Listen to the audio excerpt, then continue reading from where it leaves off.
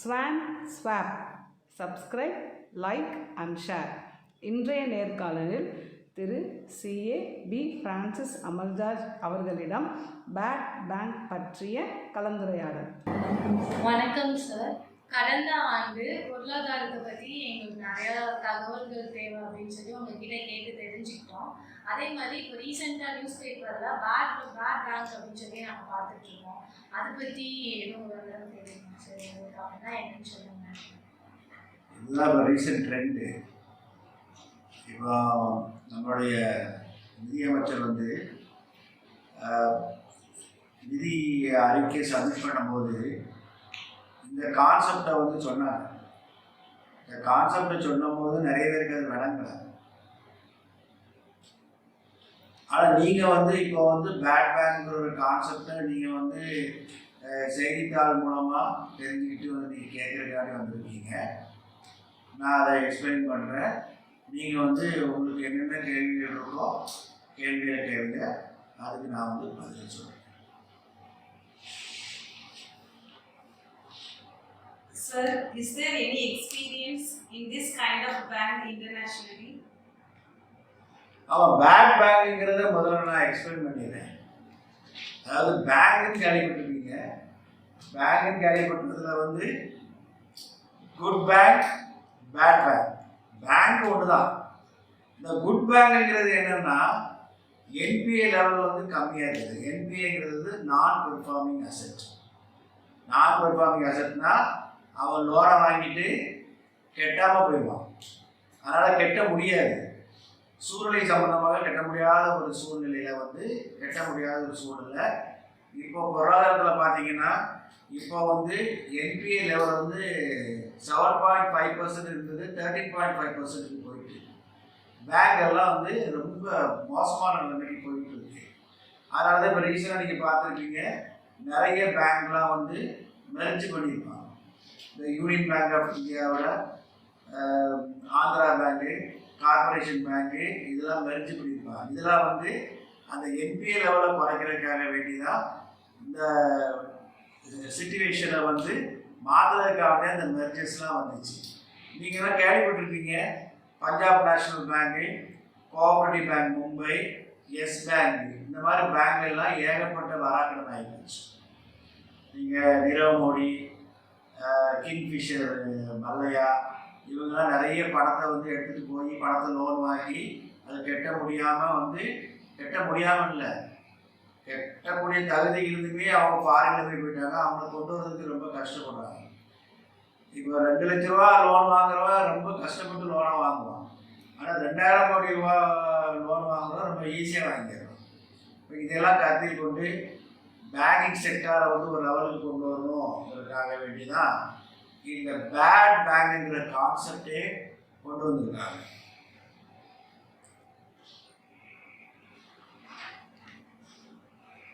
Sir, what is the impact of COVID-19? இன்னொரு கேள்வி கேட்டீங்க, இதே மாதிரி இந்த இன்டர்நேஷ்னல் லெவலில் ஏதாவது இது மாதிரி எக்ஸ்பீரியன்ஸ் இருக்கா அப்படின்ட்டு. இன்டர்நேஷ்னல் லெவலில் இதே மாதிரி கான்செப்ட், பேட் பேங்க் கான்செப்ட் நிறைய இருக்கு. நிறைய கண்ட்ரி கொண்டு வந்தாங்க. ஆனால் எல்லா கண்ட்ரி கொண்டு வந்ததுலேயும் ஃபெயிலியர், சக்ஸஸ் ஆகலை. மலேசியா மட்டும் இந்த கான்செப்டில் சக்ஸஸ் ஆனாங்க. ஆனால் எல்லா கண்ட்ரிலையும் பார்த்தீங்கன்னா பெரிய பெரிய லெவலில் பெரிய லோன்கள்லாம் எடுத்து பண்ணி பார்த்தாங்க. அதை ரிவைவ் பண்ண முடியல.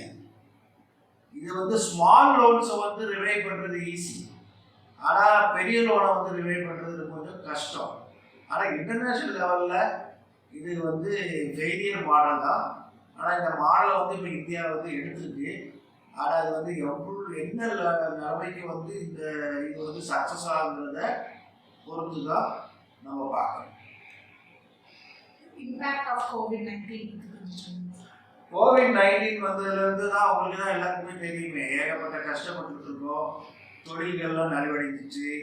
யாரும் ஆஃபீஸுக்கு போக முடியல, ஸ்கூலுக்கு போக முடியல. மக்கள்லாம் கோவிட், அதாவது முதலையில் 10% இறந்தாங்கன்னா 2வது அலையில் 50%. அந்த மாதிரி வீட்டுக்கு வீடு 2வது அலையில் வீட்டுக்கு வீடு ஒரு ப்ராப்ளம் இருந்துச்சு. அப்போ தொழிலெலாம் எதுவுமே ஓப்பன் பண்ணவே இல்லை. வாழ்வாதாரம் இல்லாமல் உங்களுக்கு எல்லாம் தெரியும், ஊர் விட்டு வீடு ஊர் எல்லாம் போனாங்க. நார்த் இந்தியன்ஸ்லாம் தமிழ்நாட்டில் வந்து வேலை பார்த்தாங்க. அவங்கெல்லாம் வந்து அன்றைக்கி நடந்த நடைகள்லாம் தெரியும். ரயில்வே ட்ராக்ல நிறைய பேர் இறந்ததுலாம் அவங்களுக்கு தெரியும். இப்போ வந்து பார்க்க போகிறதா இந்த பொருளாதாரத்தை வந்து நடைமுறைக்கு கொண்டு வர்றது வந்து பேங்க் தான். அந்த பேங்கே வந்து நலிவடையும் பொழுது தான் நம்ம கவர்மெண்ட் வந்து ரெஸ்டியூக்கு வராங்க.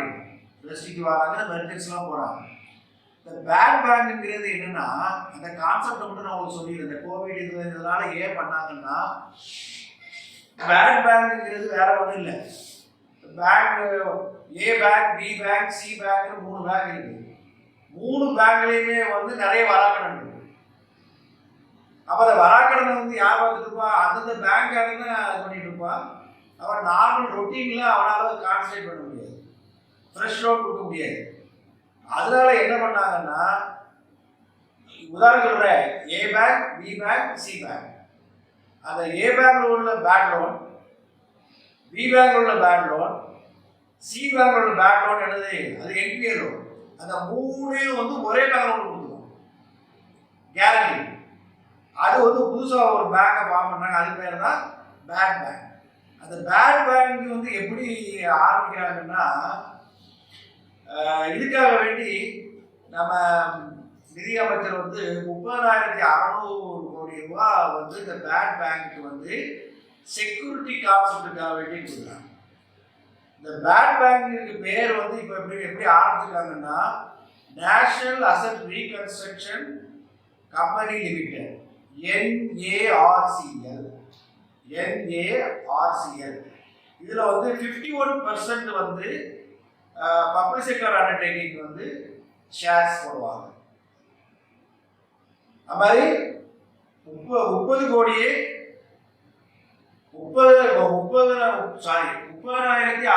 கோடி வந்து பேக்கப் ஃபெசிலிட்டிக்காக வந்து கவர்மெண்ட் வந்து ஃபண்ட் கொடுக்குறாங்க. புரியுதா? இது வந்து இந்த கோவிட்-19னால முதல்ல என்ன சொன்னாங்க, இந்த ஃபண்டை பூரா ஒரு கம்பெனி பேட் பேங்க் தான் வந்து நடத்த போகுது அப்படின்னு சொன்னாங்க.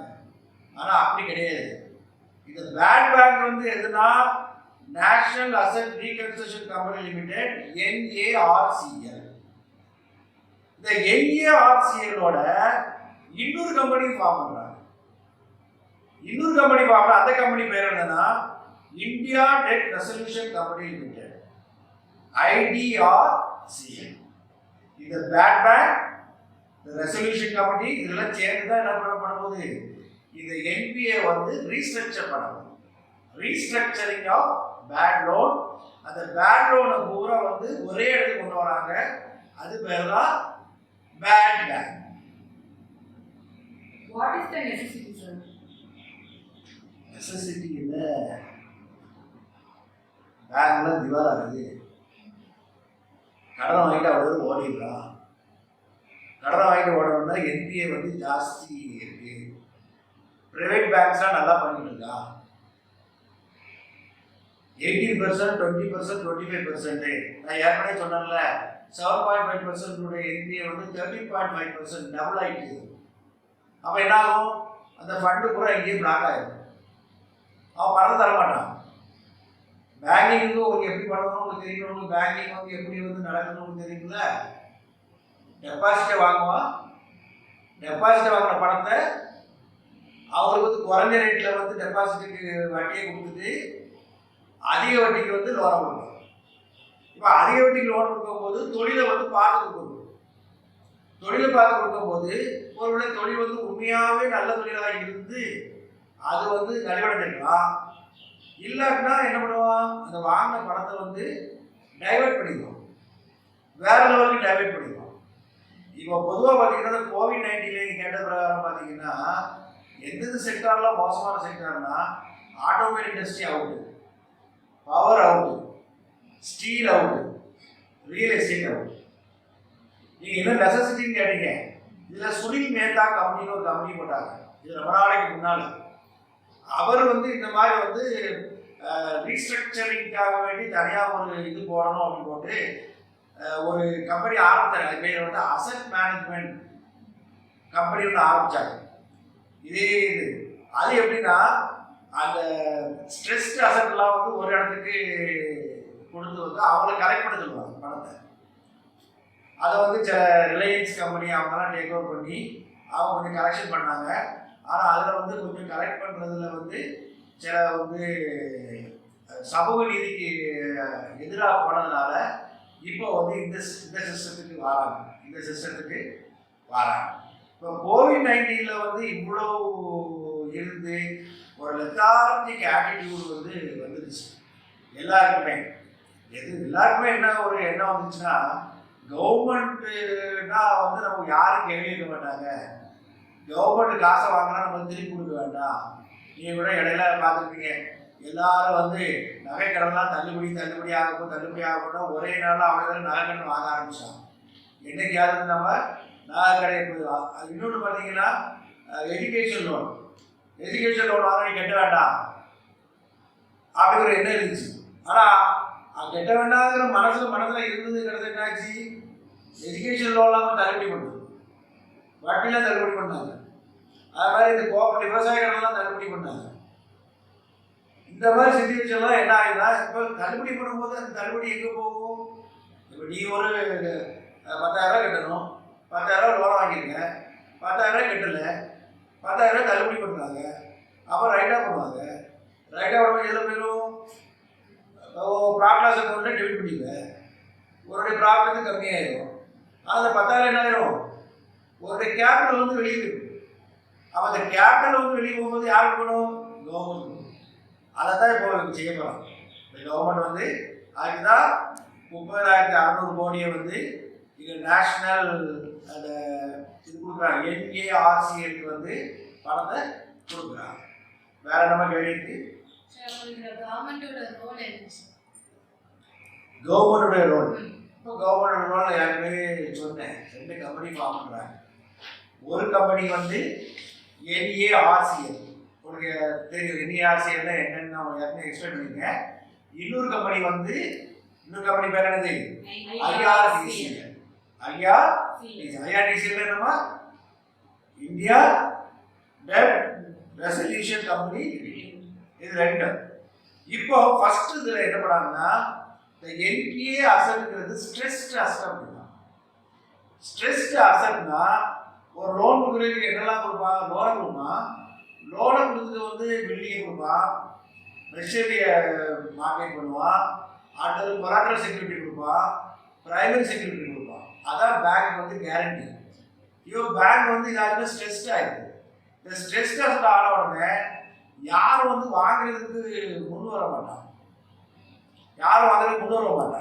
இதெல்லாம் பார்த்தோம்னா கவர்மெண்ட் என்ன சொன்னான்னா, இப்போ வந்து என்ன ஆயிடுச்சுன்னா, முதல்ல வந்து இப்போ ஃபர்ஸ்ட் ஃபேஸா 90,000 கோடி ஸ்ட்ரெஸ்ட் அசட் பார்த்தீங்களா, அதை முதல்ல இது கொண்டு வராங்க.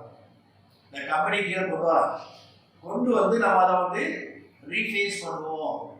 அதை வந்து இன்னும் கொஞ்சம் ரிசால்வ் பண்ணி அதை கொஞ்சம் அப்டேட் பண்ணுவோம்னு முதல்ல வந்து 90,000 கோடி. இந்த 90,000 கோடி லோன்லையுமே முக்கியமான ஒரு கான்செப்ட் போட்டிருக்காங்க. ஒரு லோன் 500 கோடிக்கு மேலே உள்ளது, அதை மட்டும் முதல்ல ஃபோக்கஸ் பண்ணி அதை நம்ம ரிசால்வ் பண்ணுவோம் அப்படின்னு. இன்னும் போக 2 லட்சம் கோடி ஸ்ட்ரெஸ்ட் அசட் பூரா இந்த கம்பெனி கீழே வந்து அதை ரிசால்வ் பண்ணுறதுக்கு உள்ள வழியை பண்ணுவாங்க. முதல்ல வந்து இந்த NARCL இருக்கு பார்த்தீங்களா, அவன் வந்து எல்லா பப்ளிசிட்டி அண்டர்டேக்கிங் இல்லை நம்ம ப்ரைவேட் பேங்க் அவங்ககிட்ட எல்லாம் கேட்பான், ஒரு ஸ்ட்ரெஸ் அசட் இருக்கா நான் வாங்கிக்கிறேன், வாங்கிக்கிட்டு 15% கேஷ் பேமெண்ட் கொடுத்துருவோம். அந்த பேங்க்கு கொடுத்துட்டு மிச்சம் 85% வந்து செக்யூரிட்டி, கேரண்டி செக்யூரிட்டி கொடுப்பாங்க. அந்த கேரண்டி செக்யூரிட்டி கொடுக்குறதுக்கு தான் கவர்மெண்ட் வந்து 30,600 கோடி ரூபாயை கொடுக்குறாங்க. புரியுதா? இதை 30,600 கோடி ரூபாய் கொடுத்த உடனே கேரண்டி வந்து 85% கேரண்டி கொடுத்துருவாங்க, 15% கேஷ் பேமெண்ட் கொடுத்துருவாங்க. இந்த 85% கேரண்டி வந்து எத்தனை நாள் வரைக்கும் இருக்குன்னா 5 வருஷம் வரைக்கும் இருக்கும். இந்த 5 வருஷத்துக்குள்ள இந்த NARCL இருக்காங்கல்ல, அவன் ஸ்ட்ரெஸ்ட் அசட்டை பூரா இவங்க கிட்ட கொடுப்பான், இந்தியா டெட் ரெசல்யூஷன் கம்பெனி லிமிடெட்ல கொடுப்பான். இந்த கம்பெனி ஃபார்ம் பண்றது யாருன்னா பப்ளிக் அண்ட் பிரைவேட் பேங்க் சேர்ந்து. முதல் இது வந்து 51% வந்து நேஷனலைஸ்டு பேங்க். செகண்ட் இது பார்த்தீங்கன்னா பிரைவேட் பேங்க்ஸும் பப்ளிக் செக்டர் பேங்க்ஸும் சேர்ந்து இந்த கம்பெனி ஃபார்ம் பண்ணுவான். அவன் கொடுத்த உடனே ரிசால்வ் பண்ண ஆரம்பிச்சுருவாங்க.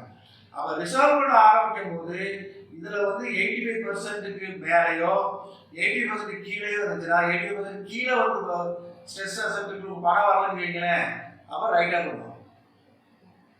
ஆனால் இதனுடைய பாதிப்பு வந்து யாருக்கு வராதுன்னா இந்த 85% வரைக்கும் யார் இது பண்ணுறா? கவர்மெண்ட் வந்து கேரண்டி பண்ணுறோம். கவர்மெண்ட் வந்து கேரண்டி பண்ணுறோம். இதுதான் ரோல். வேற ஏதாவது சந்தேகம் இருக்கா? So what is the focus on NPAs? Focus on NBA ஒன்றும் இல்லைங்க. நம்ம வந்து கெட்டாமல் போயிட்டோம்னா என்பிஏ தான். அது மாதிரி தான் பேங்க் லோன்ங்கிறாங்க. ஆனால் இப்போ எல்லாம் ஒவ்வொரு பேங்க்ல இருந்த என்பிஏ இப்போ எல்லாம் ஒரே பேங்க்கு வருது. அவர் ரிலீவ்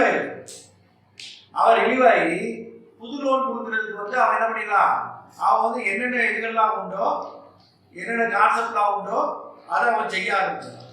இப்போ இந்தியன் பேங்க் அசோசியேஷன் இருக்கு. இந்தியன் பேங்க் அசோசியேஷன்னா வந்து இந்த மாதிரி வந்து பேங்க்ல நிறைய லோன் இருக்கு, ஸ்ட்ரெஸ் அசெட் இருக்கு, நம்ம என்ன செய்ய போறோம் ஏஜென்ட் தெரியலன்னு தான் இந்த கான்செப்டை வந்து கவர்மெண்ட் வந்து ஃபார்ம் பண்ணி இப்போ வந்து கொண்டு வந்திருக்காங்க. இந்த என்பிஏ வந்து வாண்டனாகவும் இருக்கலாம், இல்லைன்னா பிஸ்னஸ்ல வந்து உடனே போயிருக்கலாம். இப்போ இந்த கான்செப்ட் எப்படின்னா பிஸ்னஸ் வந்து ரீவால்வ் பண்ணவும் தேவை. இப்போ உதாரணத்துக்கு எடுத்துக்கிறீங்க, ஒரு பெரிய கம்பெனி இருக்கு. இந்த கம்பெனி வந்து சின்ன கம்பெனி. அந்த சின்ன கம்பெனியை வந்து என்ன பண்ணுறான்னா அவனுக்கு வந்து நஷ்டம் வந்துச்சு. ஆனால் இதே மாதிரி கம்பெனி நஷ்டம் வந்தோம்னா அவனுக்கு கெட்ட முடியாது. அப்போ இந்த இந்த இந்த இந்தியா டெப்ட் ரெசல்யூஷன் கம்பெனியில் என்ன பண்ணுவாங்கன்னா இதே மாதிரி ஐடென்டிக்கல் கம்பெனி பெரிய கம்பெனிக்கு பார்த்தீங்களா அவனை அப்ரோச் பண்ணுவாங்க. சார் எங்களுக்கு இந்த மாதிரி அசட்லாம் இருக்கு, இதை நீங்கள் டேக்கப் பண்ணிக்கிறீங்களா? அவனுக்கு சரி லேண்டு எல்லாமே இருக்கு, நாங்கள் டேக்கப் பண்ணிடுவோம். அப்போ வந்து டேக்கப் பண்ணுவாங்க. அப்போ இந்த கம்பெனியுடைய இது என்னாகும், இந்த கம்பெனியை வந்து விற்றுருவான். விற்ற உடனே அந்த கம்பெனி டேக்கப் பண்ணிடுவான். அப்போ வந்து கம்பெனி நேரம் அந்த ரெசல்யூஷன் கம்பெனி வந்து இங்கே வர ஆரம்பிச்சு. அப்போ அந்த ஃபண்டு வந்து இங்கே வந்துடும். அந்த ஃபண்டு நேராக வந்து அவர் ஏற்கனவே 80% கேரண்டி பண்ணா பார்த்தீங்களா, 5 வருஷத்துக்குள்ள அவர் கேரண்டி பண்ணி கொடுக்கணும். அப்போ பணம் வந்துட்டுன்னா 85% ஏற்கனவே கவர்மெண்ட் கேரண்டி பண்ணிக்கிறாங்கல்ல, இன்னொரு ஆளு கேரண்டி பண்ணுவோம். இது லாபத்துல வந்து முடியல, நஷ்டத்துல வந்து முடியல. வேற ஏதாவது சந்தேகம் இருக்கா? Sir, what is the time limit for bank stock? இந்த பேங்க் ஸ்டாக்ங்கிறது இப்போ சொன்னல ரெசல்யூஷன். இந்த பேங்க் ஸ்டாக்ங்கிறது வேற ஒன்றும் இல்லை. இந்த 3600 கோடி ரூபாய் வந்து இந்தியன் கவர்மெண்ட் கொடுக்குறாங்க. அந்த இந்தியன் கவர்மெண்ட் வந்து 85% செக்யூரிட்டி கொடுக்குறாங்க. இது 5 வருஷத்துக்கு தான். இந்த 5 வருஷத்துக்குள்ள பண்ணும்போது நீங்கள் வந்து அந்த 5 வருஷத்துக்குள்ள வந்து லாபமோ நஷ்டமோ, லாபம் வந்துச்சுன்னா கம்பெனிக்கு, நஷ்டம் வந்துச்சுன்னா கம்பெனிக்கு அவரே ரைட்டாக பண்ணிக்குவோம். ஏன்னா ஏற்கனவே அவங்க தான் எனக்கு நீ லோனதா எங்கள் பேங்க்கு லோனதா அவங்க தான் கேட்குறான். இது வந்து தனி என்டிட்டியாகவே இதே பேங்க் வந்து இந்த அசட்டெல்லாம் எடுத்து ஸ்ட்ரெஸ் அசட்டெல்லாம் எடுத்து அதை ரிவால்வ் பண்ணானா இந்த பேங்கே வந்து லாபம் சம்பாதிக்க பண்ணுறதுக்கு வரைஞ்சாங்க. ஆனால் பேங்க்ல ஒரு என்பிஏ வந்த பிறகு rules and procedures for collecting the debt வந்து வெரி வெரி வெரி ஸ்ட்ரிக்ட். அந்த பேங்கால் பண்ண முடியாது, ஆனால் இவன் பண்ணிடுவோம். இவருக்கு ஒரே விட, அதாவது சும்மா தமிழில் சொல்ல போகணும்னா கட்ட பஞ்சாயத்து. அதே மாதிரி தான் அவன்கிட்ட எப்படி வாங்குறதா வாங்கணும். இன்னொன்று வந்து தொழிலை திருப்பி வந்து நம்ம வந்து விருத்தி பண்ணோம்னா விருத்தி பண்ணி விட்டுருவோம். Whether it will succeed, sir. Whether it will succeed. நல்லா இதுதான் கடைசி விஷயம். ஒரு விஷயம் மாதிரி இல்லை. Whether it will succeedங்கிறது வந்து நம்ம வந்து கொஞ்சம் பொறுத்து தான் பார்க்கணும். ஏன்னா இந்த இந்தியன் கான்செப்ட் வந்து கொஞ்சம்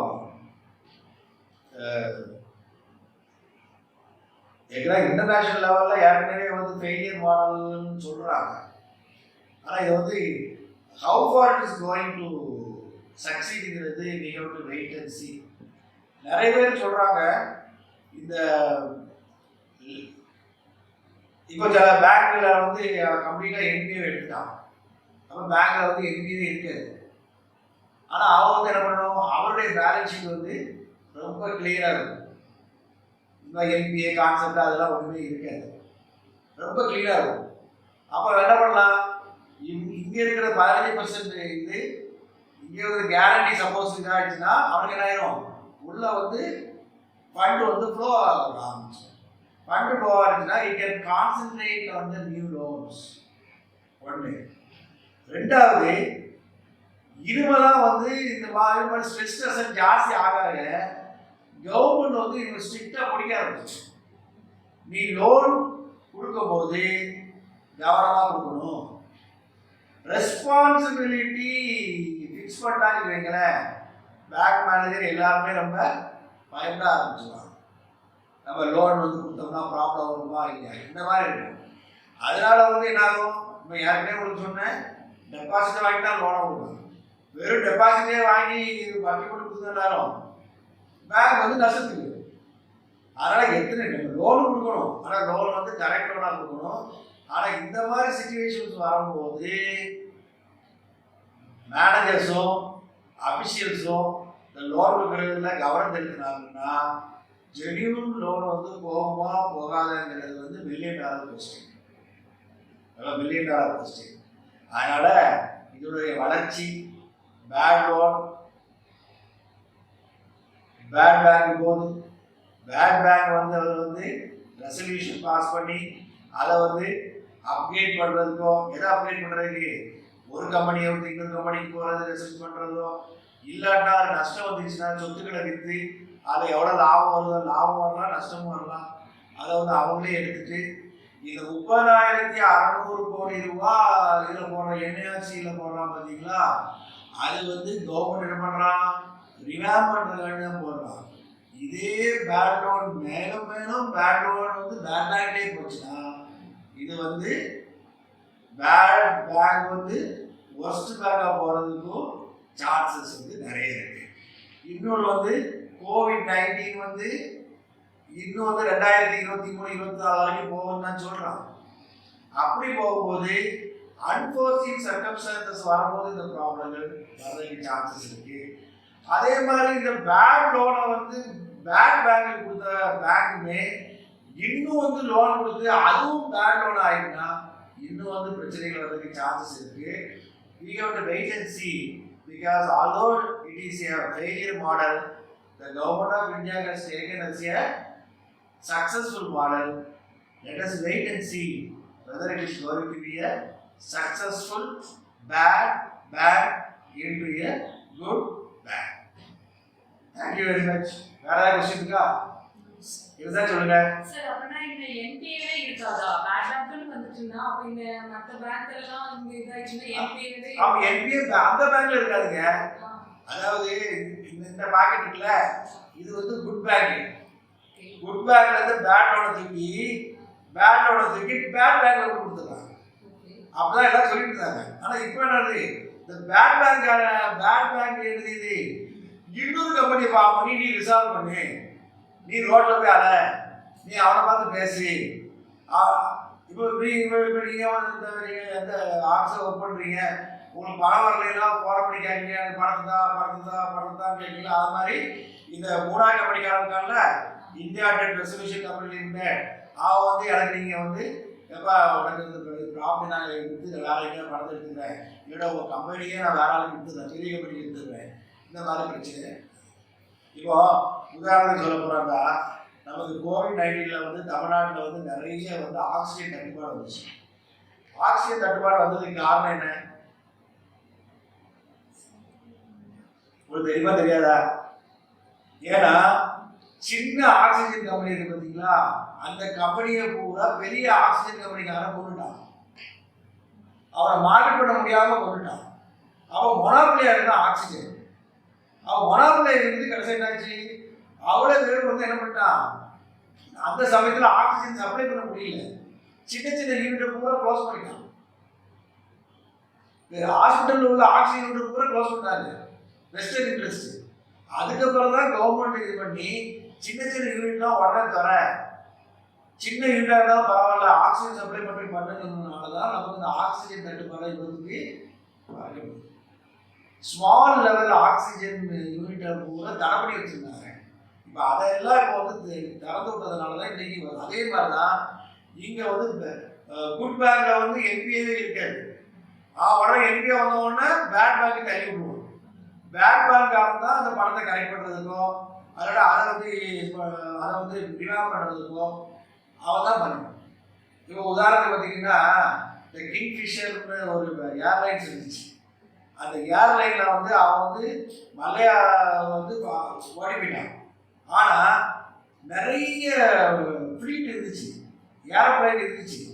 அதை பூரா வந்து ஏர் இந்தியா எடுத்து அதையெல்லாம் எடுத்து இன்னைக்கு வந்து அந்த அந்த கம்பெனி எடுத்து நடத்திருந்தாங்கன்னா அந்த கம்பெனி இன்னைக்கு சர்வே.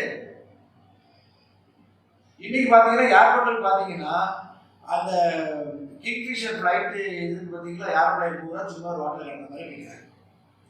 20 நாளும் இந்த கம்பெனிலாம் வந்த பிறகு அதை டேக் ஓவர் பண்ணி புது கம்பெனிகள் ஃபார்ம் பண்ணி, இல்லை புது கம்பெனியை ஃபார்ம் பண்ணி அவனுக்கு கொடுத்து, இல்லை பழைய கம்பெனி ஐடென்டிட்டி கம்பெனி இருந்தால் அவனுக்கு அதை கொடுத்து இந்த பணத்தை அவனுக்கு வாங்கி இங்கே இதுக்குள்ள போட்டு கேரண்டி பணத்தை செக்யூரிட்டிக்கு எடுத்த பணத்தை போட்டு பேட் பேங்கில் வந்து ஒருவேளை ப்ராஃபிட் வரலாம், இல்லாட்டா நஷ்டமும் வரலாம். இந்த 30,600 கோடி வந்து 60,000 கோடியாகவும் மாறலாம், இல்லாட்டா 15,000 கோடி நஷ்டமாகவும் மாறலாம். அது வந்து யார்கிட்ட இருக்கு, எப்படி அதை ஆப்ரேட் பண்ண போகுது, எப்படி அதை வந்து நம்ம வந்து சிஸ்டமைஸ் பண்ண போகிறது வெயிட்டேஜ். சரி, ரொம்ப அருமையான கேள்விலாம் கேட்டீங்க. இப்போ பேட் பேங்க் பற்றி உங்களுக்கு எல்லாம் நல்லா தெரிஞ்சு போச்சா? சத்தத்தையும் காலம் தெரிஞ்சுது. அப்போ பேட் பேங்க் யாராவது உங்கள்கிட்ட கேட்டாங்கன்னா நல்லா பதில் சொல்லுவீங்க, அப்படிதானே? Okay, thank you very much for your effort in highlighting the issue of bad bank in this situation. Thank you. Thank you, sir.